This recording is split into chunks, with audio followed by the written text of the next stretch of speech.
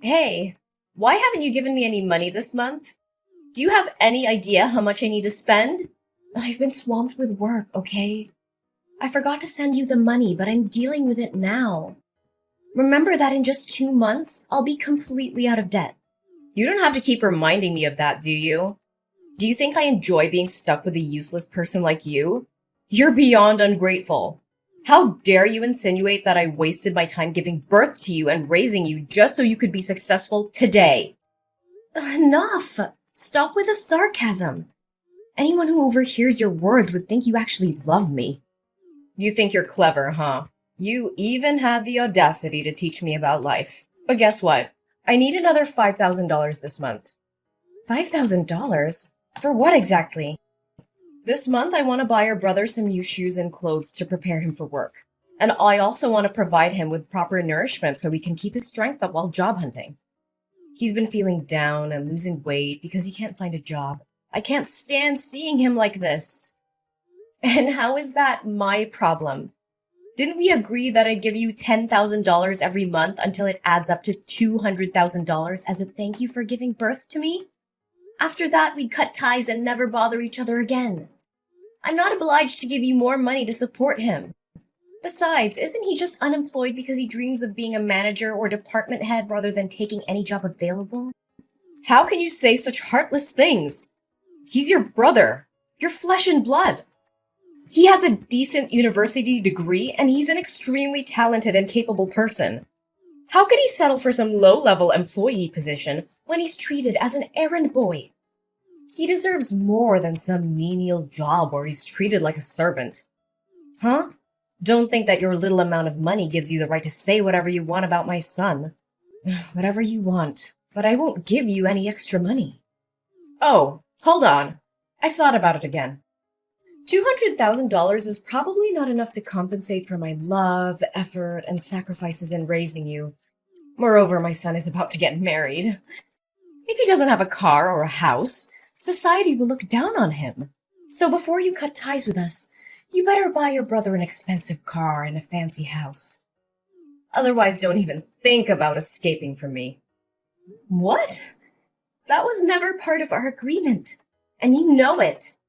Well, I've been thinking.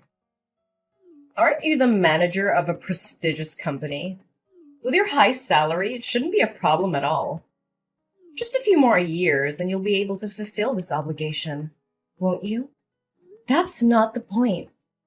You clearly understand that I have no responsibility or obligation to cater to your son's life.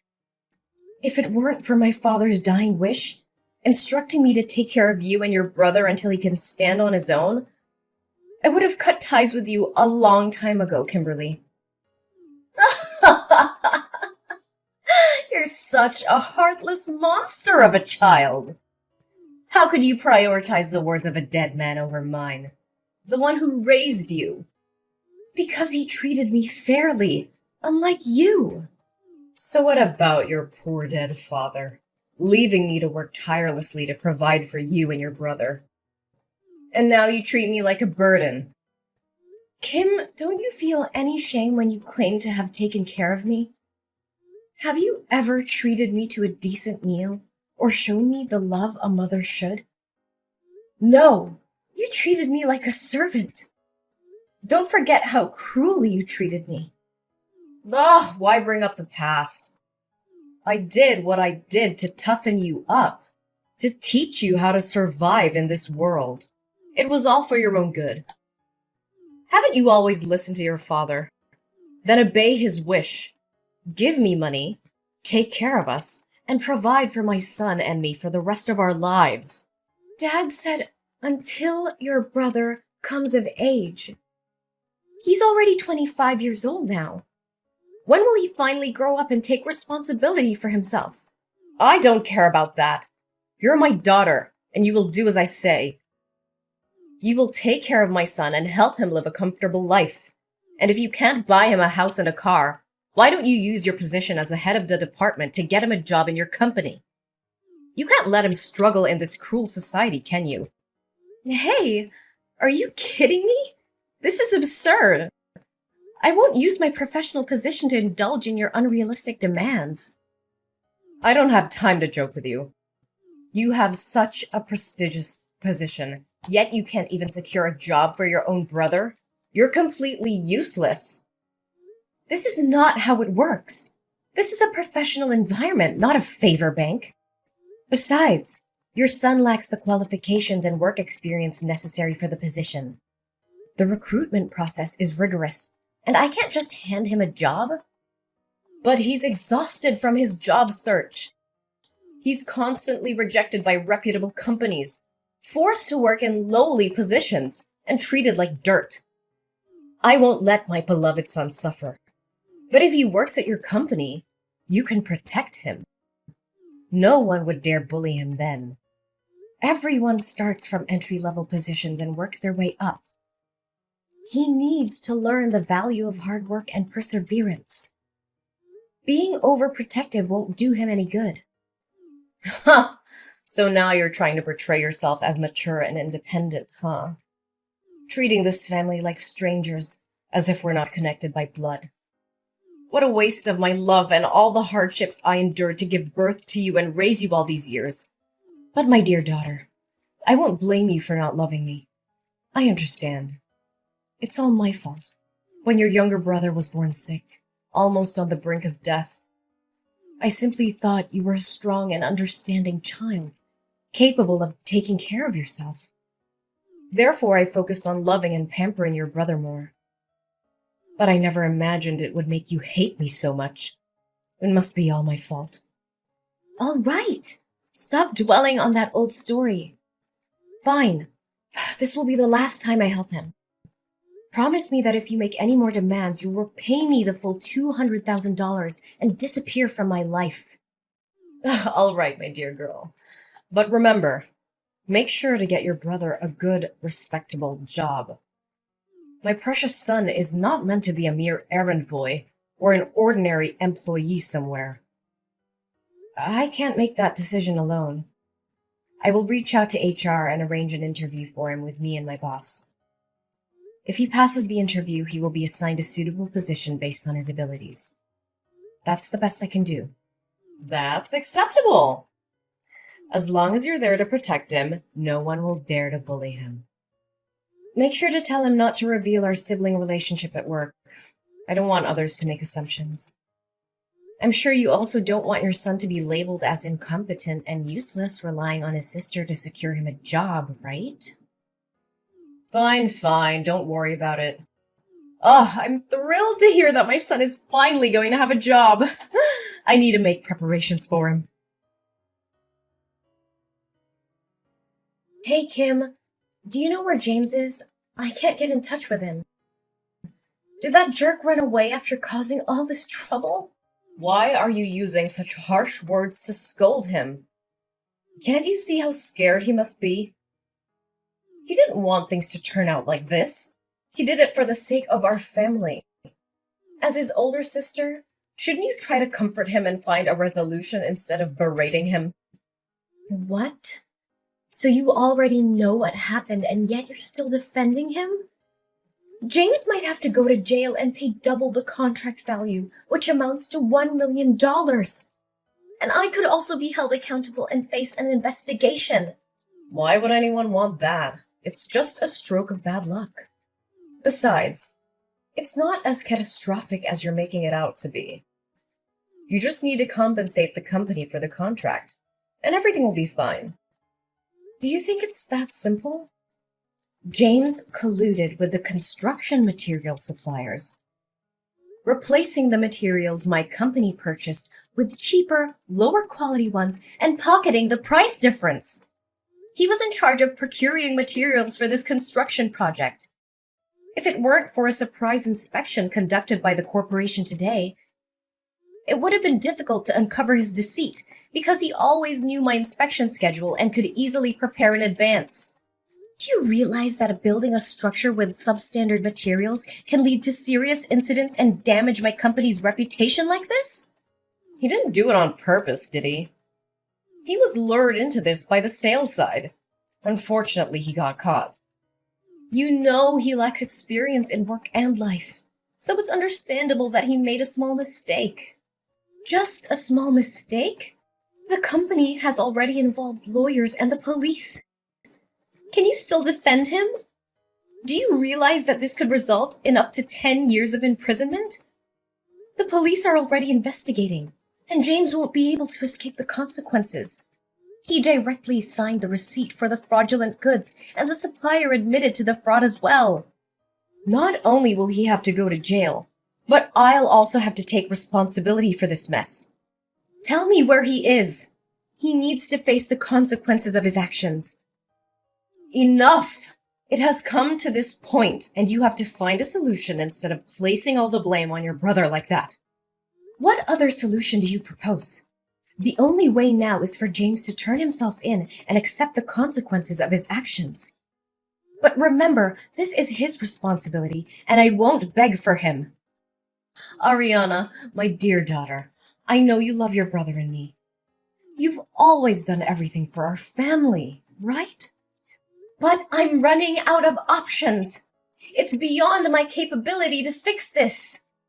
Actually, there is still one way. Since you're James's boss, if you take the blame for this, the severity of the crime will be lessened for him, right? What are you suggesting? I mean, if you collude with the seller, steal money for materials, and then manipulate the orders to make James unknowingly become an accomplice, your crime will be seen as less serious. I think your sentence could be reduced by half. So you would only have to go to jail for 5 years, and my son would only need to pay a fine. What? Are you asking me to plead guilty for James and go to jail on his behalf? Exactly. He's your brother, and it's only natural for you to help him. Besides, what's the harm? What's the harm? My goodness. My only mistake was placing my trust in the wrong place. I never thought that no matter how flawed you both are, you would dare to engage in illegal activities or harm the company. I was foolish to believe that James could change for the better. Don't blame my son and speak of him as if he's useless and incompetent. Everything is your fault. In terms of work, you haven't been strict enough in managing your subordinates, allowing such exchanges of materials to happen. In terms of family, as the older sister, you couldn't even provide a house or a car for your younger brother, forcing him to struggle with a meager salary.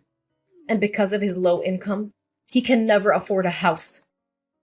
So I suggest he find a quicker way to earn more money. So, all of this is your fault, and now you have to take responsibility for it. What? What did you just say? Are you the one who instigated James to do these despicable things? How could you? You're willingly putting your own son behind bars. I always thought you made my life miserable, but I never expected you wouldn't even raise your favorite son properly. How dare you speak to me so rudely? Is this how you treat your own mother? I can't believe I put in the effort, money, and love to raise you, and now you treat me like an enemy. You claim to have worked hard to raise me? Let me remind you, it was you who forced me to drop out of college to work and earn money to support your son's education. You said that girls would never be as successful as boys, and that I would end up getting married and becoming a stranger. So there was no need for further education. Do you remember how I had to beg and plead with you to let me continue my studies and take up part-time jobs in the afternoons? And even night shifts, just to pay for my own education and support your son? And whose fault was that? It was your father who said you should take care of us instead of him, right? You're such a weirdo. Why do you listen to him more than me? While you always favored your son, saving the best for him, buying new toys and giving him whatever he wanted, I had to make do with hand-me-downs from my cousin or items I picked up from charity boxes. I always had to eat the leftovers after your son finished his meal, and I spent my days doing household chores.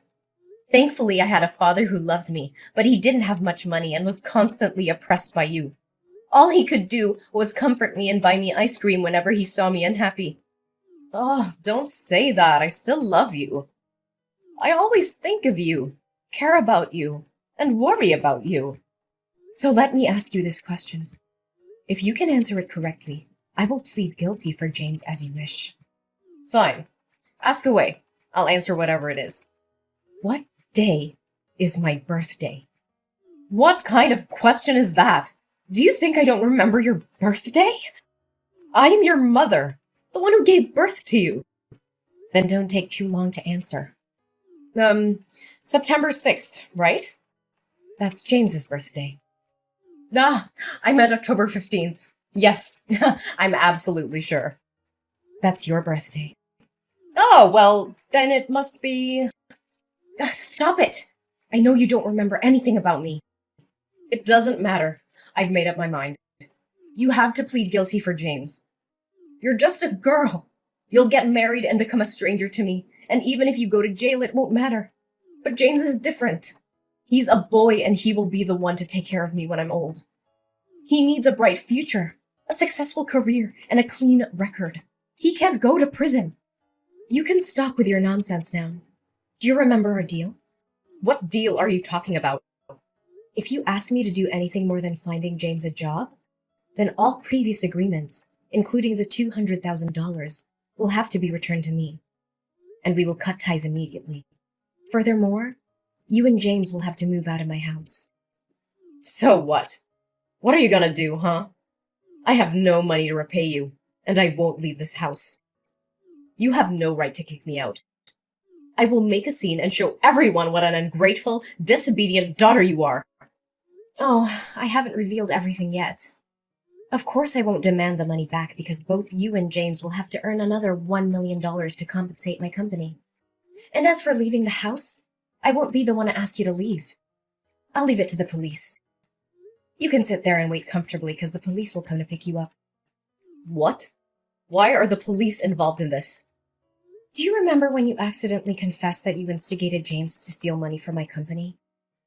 Well, coincidentally, the police entered my room at that moment to request cooperation in their investigation, and I conveniently let them read the entire conversation. So, Kimberly, what am I supposed to do now?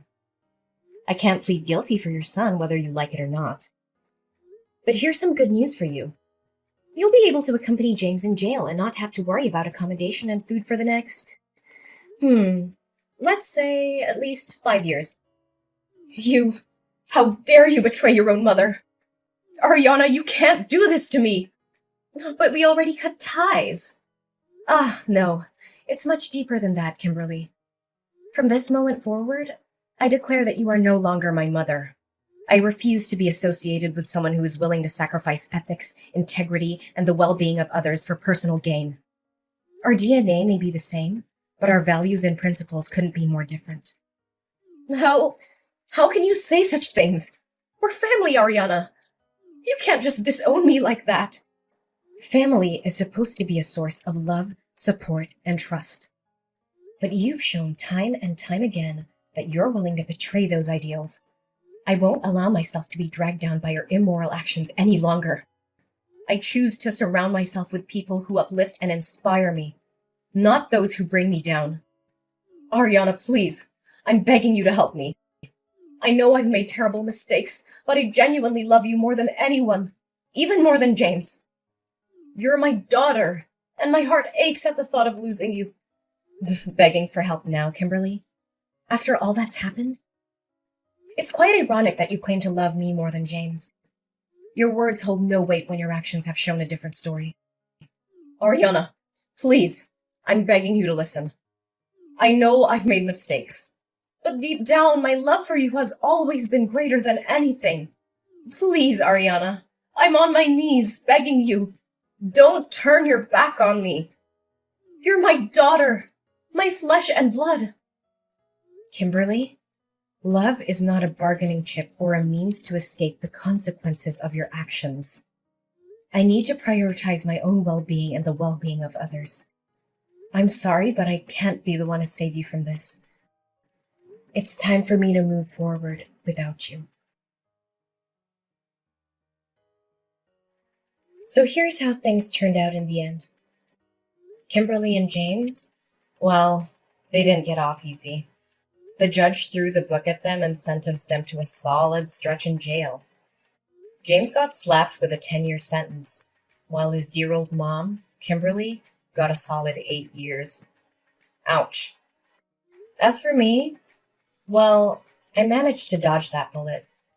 The investigation cleared my name, and I was found innocent of any involvement in their shady schemes. Can I get a hallelujah?